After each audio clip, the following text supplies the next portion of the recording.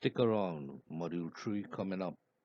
We are given some financial statements here. A statement of comprehensive income first, and it for Cisco Limited.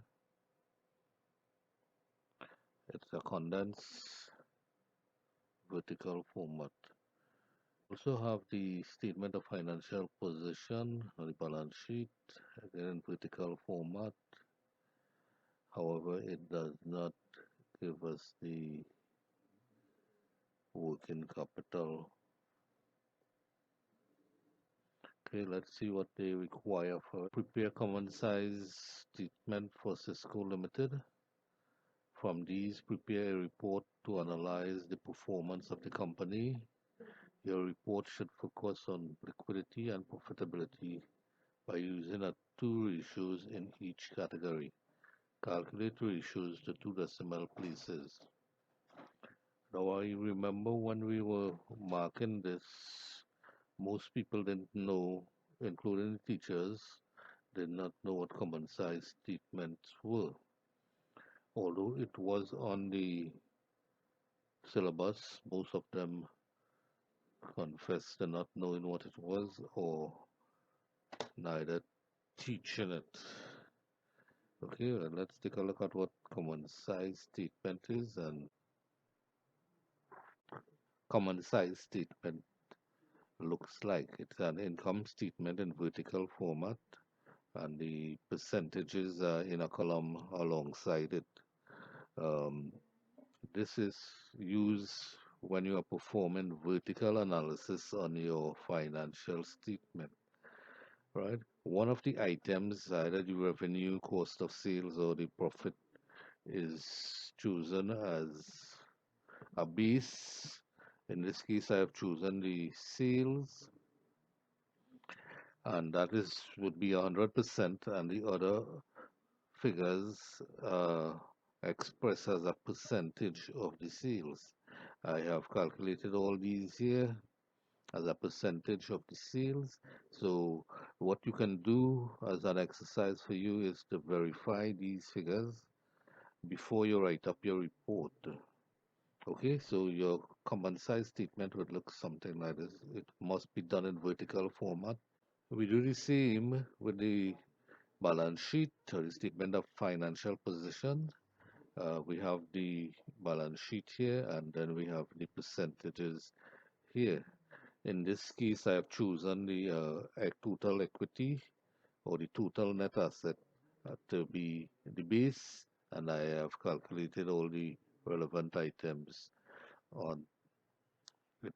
Then we only have one type of shares, and the retained earnings and the reserve would belong to those shareholders. Then we don't need to really calculate the percentages here. So only those that are meaningful to us we would calculate. We since we are required to calculate profitability and liquidity, I have done these here on the non-current assets and the current assets and liabilities. I have put in the working capital because it in a very precarious position here. Only 3.51% of the total equity is working capital. That's the capital that works in the business. Okay, and from this we will write up our liquidity report. Okay, let's take a look at the report on the profitability and liquidity of Cisco Limited. We'll look at first at the profitability, and the sales margin was 30.78% as the gross profit percentage. This is before paying operating expenses of 18.85% and leaving Cisco with a profit before interest and taxes of 11.93%. The ratios are based on the net sales of the company. And now, you may want to say more than this, but it is not really possible to say more than this, right? Why? because of the unavailability of comparative statement. It was impossible to say more than the above about the profitability of Cisco Limited. Okay, you can't say much more than that because you don't have any figures to compare it with either for the previous year or the year after. And I don't think you were expected to say more than this. The return on the capital employed was 2057 over 4728 multiplied by 100, 43.51% before interest and taxes, and 899, that's your net profit over 4728 multiplied by 100, 19% after interest and taxes. And again, you can't see much more than that there. So for 14 marks to prepare on profitability and liquidity, you wouldn't be seeing very much here because most of your time would have gone into the preparation of the common size statement. The current ratio, and you can look back at the data and see that it works out to this, is 1.05 to 1, which indicates that Cisco Limited is experiencing liquidity problems. A good ratio is usually 2 to 1, right? And this is below that, okay? If we look further, the asset ratio is 0.87 to 1, which means that they cannot pay their current liabilities without utilizing the inventory. Okay, so a good asset test ratio is 1.5 to 1. So Cisco Limited is definitely experiencing liquidity problems and it could get worse. Part B, list three limitations of ratio analysis. So three marks. I have given you five here. The inherent problem of comparability, use of different accounting policies and methods. Okay, so in order you have difficulty comparing uh, ratios where different businesses use different accounting policies and different methods. Two, they are sometimes based on figures which are subject to deficiencies such as aggregations, approximations, estimates, and even manipulations. Okay, that is about self-explanatory. Three, use of historical information is limited by inflation and other changes in the value of the dollar. Right, historical information, we know we have to use historical costs as one of our concepts and convention. Four, numerator and denominator of the ratios can also influence the interpretation. Right? What do you choose for your base? For instance, we just look at the vertical analysis, and we saw that we could choose which base we want to and calculate the ratios on the basis of it. Okay, so numerator and denominator can influence the interpretation. Five, economic conditions, industry situation, size of firm can influence information as well. Part C, Section 32 of the IFRS for SMEs define events after the end of the reporting period as any event that provides evidence of conditions that existed at the end of the reporting period. And we are asked to do two things. Outline two examples of events that would be disclosed in the financial statement as required by Section 32. Now that would need a bit of explaining what is required here. First, the Section 32 deals with post-balance sheet events. Right? You have two types of balance sheet events. One, you have the adjusting events, and then you have the non-adjusting events, right? And if for those items that are non-adjusting events, they are dealt with in section 32. For some of them, if they are material, you have to disclose them in the financial statements. And for others, if they are immaterial, you can simply ignore them. Okay? And part two, explain the meaning of conditions that existed at the end of the reporting period and give one example. Okay, so they want to know what is the meaning of conditions that existed at the end of the reporting period.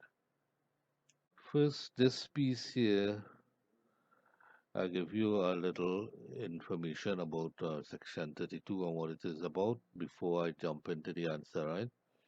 Events that would be disclosed in the financial statement as required by Section 22 are called non-adjusting events. They relate to conditions that arose after the end of the reporting period, that is, after the balance sheet date, and therefore should not be reflected in the financial statement. However, disclosing information in the notes to the financial statement about significant conditions that arose after the end of the reporting period is relevant in assessing future cash flow. This is one of the objectives of um, of preparing financial statements, assessing future cash flows. Users want to do that. Okay, and then we have the relevance, right? So you need to disclose some items in the financial statements notes if it is relevant. The first outline, fall in the market value of investments between the end of the reporting period and the date when the financial statements are authorized for issue. The decline in the market value does not relate to the value of the investment at the end of the reporting period. So, in other words, you don't need to report it it's a non-adjusting event. You would not adjust the financial statement for it. However, if the item is material enough, you may want to disclose it in a note to the balance sheet, right? So we have a fall in a market value of investment. These investments were on the balance sheet during the reporting period, right? So, and after the date of the balance sheet, the value fall. So, what will happen is the value after the balance sheet date during that interim period when you are going to report, while you are preparing your final accounts to report, the value of the investment fall. Okay, and so the only time you would report that in a note is if it is material enough. Two, a material receivable has arisen as a result of the settlement of a court case after the reporting date, but before the financial statements are issued. This is a contingent asset and disclosure is required, right? So, okay, so you would want to disclose this in a note to the financial statement. However, you will not be adjusting your accounts because of it. Two, that is the an explanation of the condition that existed at the end of the reporting period. Right? It means assets and liabilities recognized in the financial statements at the end of the period. That's what it means. And also, it may mean expenses or cash flows. We must remember cash flows recognized in the financial statement at the end of the reporting period. Okay, so that is what it means when it talk about conditions, right? the status of assets and liabilities and income and expenses, cash flows, for instance, on the financial statement. Right? Example, a material amount receivable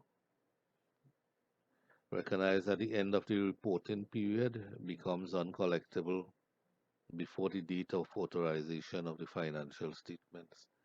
Okay, so you have this receivable on your balance sheet at the end of your reporting period, and before you could issue the report, it becomes uncollectible or is a bad debt.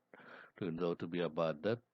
What happens is you can't collect it, and that is talking about conditions that existed at the end of the reporting period. Require us to list three duties of a receiver in a bankruptcy situation. And then we have part two. In dealing with the claims of an insolvent business, the liquidator must first pay any outstanding national insurance, social security funds which had been withheld from wages, followed by claims of secured creditors, claims of partly secured creditors, and lastly unsecured claims before dealing with shareholders. Okay, so shareholders get their money back last. The list falls into three categories shown in the headings in Table 2. Right? First, let us look at this. What it's saying is the saying that money owed to the government must be paid first. Right? And then you have secured creditors, partly secured creditors, and last unsecured creditors. And if anything remain back, then the shareholders will get that, right? So first, let's look at the three duties. Three duties of a receiver. One, inform debtors and creditors of the firm of his appointment. Two, he takes custody of all the assets of the firms. And three, he opens a bank account to facilitate receipts and payments under his receivership. Right? He wouldn't use the firm's bank account for that because he doesn't want his business getting mixed up with that of the day-to-day running of the business. Right?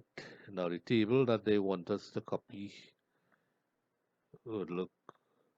This is what it looks like. This is the actual table cut out of the paper. I will not be using it. I will just put in the to the side here whether it's secured, unsecured, or partly secured. Right? Here, but this is what you had in the exam, and you had to write in the items underneath. Okay, so the A, unsecured bank loan, uh, right? That would be an unsecured claim. There is a clue, big clue here. Accounts receivable of 40,000 has been pledged as security for a note payable of 120,000. 40 out of 120,000 is secured, so that is partly secured claims, wages and salaries payables, unsecured. Robin has used her shares of the cable incorporated value of 75,000 as security for a business loan of 75,000. So Robin must be a shareholder and she takes her share certificate and uses it as security for her own business. Okay, to get a loan of 75. Well, that has nothing to do with the thing, so it's still unsecured claim. The utility bill for the water and sewage authority is unpaid, unsecured claim. Davis Garage has a charge on a car owned by Philip Patel, right? So he has a claim here. So this would be a secured claim. Accounts payable is an unsecured claim. Okay, so that would wrap up our module 3. Hope you find this video helpful. So you would want to give it a thumbs up. If you don't, you can give it the thumbs down. Here, YouTube is taking away the thumbs down. So this is probably your last opportunity to give a video the thumbs down. See you in the next video.